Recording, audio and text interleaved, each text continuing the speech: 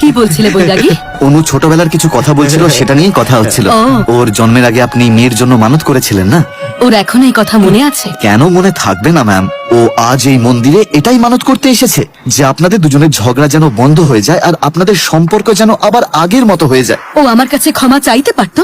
আমি কি ওকে ক্ষমা করবো না বলেছি? আমি তো ওর মা নাকি? ও আপনার সব কথা শুনতে রাজি, কিন্তু ও এটাও চায় যে আপনি ওর সব কথা বোঝার চেষ্টা করুন। উনি সেই ছেলেটাকেই বিয়ে করতে রাজি যাকে আপনি ওনার জন্য পছন্দ করেছেন।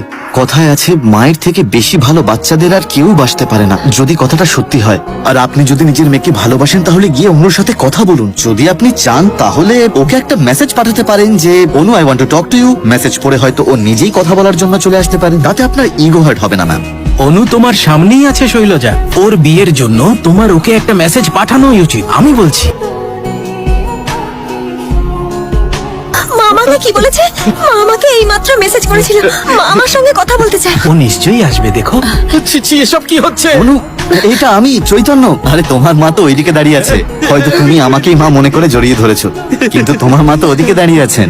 মায়ের সঙ্গে কথা বলার খুশিতে ভুল জায়গায় ভুল রিয়াকশন দিচ্ছেন। উনি তো নিজের বেস্ট ফ্রেন্ডের মধ্যেও মাকে দেখতে পাচ্ছেন। এটাই হলো মায়ের জন্য মেয়ের আসল ভালোবাসা। অনু, সময় নষ্ট করো না, যাও গিয়ে ওনার সাথে কথা বলো। ও এখানেও নাটক শুরু করে দিয়েছে। এমন সুন্দর মুহূর্তে ভিলেনের এন্ট্রি করতে হলো। আপনার পরিচয়? গত মাসে ওর বোনের সঙ্গে আমার ছেলের আশীর্বাদ হওয়ার কথা ছিল, আর আমি ওর আত্মীয় হতাম। কিন্তু হননি তো। এখন কি চাই আপনার? কিছু নয়, শুধু শৈলজা দেবীর সঙ্গে একটু কথা বলবো।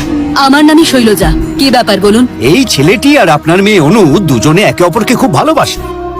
এমনকি আপনাকে না জানিয়ে ওরা দুজনে আংটি বদলও করে ফেলেছে। বাবা! দুজনে 25 তারিখে বিয়ে করবে বলে ঠিক করেছে, আর ছেলের বাবা সব অ্যানাউন্স করে দিয়েছে। ম্যাডাম, এই, আমাকে মিথ্যে বলার পরিণাম কি হতে পারে তুই জানিস? জানতাম আমার কথা বিশ্বাস করবেন না, তাই প্রমাণ সাথে করেই নিয়ে এসেছি। অদ্ভুত ব্যাপার হলো, এখানে যারা দাঁড়িয়ে আছে সবাই ব্যাপারটা জানে, শুধু আপনি জানেন না। হ্যাঁ দিদি, আমি এই ব্যাপারটা জানতাম। ম্যাম প্লিজ আমার কথা শুনুন, লেট মি এক্সপ্লেন। এই, তুই জানিস আমাকে মিথ্যে বললে তার পরিণাম কি হয়? আমার মেয়ের সমান দোষী, তাই তোকে ছেড়ে দিচ্ছি। না হলে তোকে আমি এখানেই, তুই আমাকে চিনিস না, তোকে ঠিক 8 ঘন্টা সময় দিচ্ছি। আর যদি তোকে এখানে কোনোদিন দেখতে পাই, তাহলে সত্যি তোকে, তুমি বাবার নামে কলঙ্ক। এবার চলুন স্যার। শৈলজা, আমার কথাটা শোনো। আমি কিচ্ছু শুনতে চাই না। না ও নিজের মাকে সম্মান করে, না তো পরিবারের মান সম্মান নিয়ে ভাবে। ও ঘৃণা করে আমাকে, আমার থেকে দূরে সরে থাকতে চায়। তাই ওকে বুঝিয়ে কোনো লাভ নেই। আমি ভেবেছিলাম আমার মেয়ে একটু দাম্ভিক, কিন্তু এখন দেখছি ও তো মিথ্যেবাদী। ও না জানিয়ে আংটি বদল করে ফেললো, কারণ ওর কাছে ওর মায়ের কোনো দামই নেই।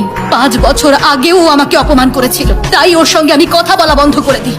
ওর বিয়ের জন্য কত ভালো ভালো ছেলে দেখেছি,